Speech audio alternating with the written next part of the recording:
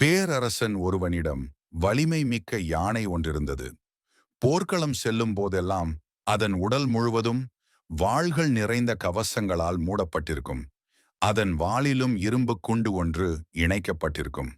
போர் சமயங்களில் அந்த யானையின் துதிக்கையில் அம்பு படாமல் இருக்க துதிக்கையை நன்றாக சுற்றி வைத்துக் கொள்வதற்கு பழக்கியிருந்தான் பாகன்.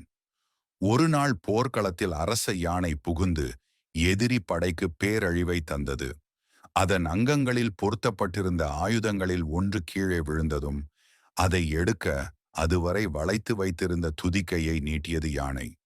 இதை கண்ட பாகன் துதிக்கையின் மீது எதிரிகள் ஈட்டியை எறிவதற்குள் விரைவாக களத்திலிருந்து அந்த யானையை வெளியேற்றி கொண்டு வந்தான்.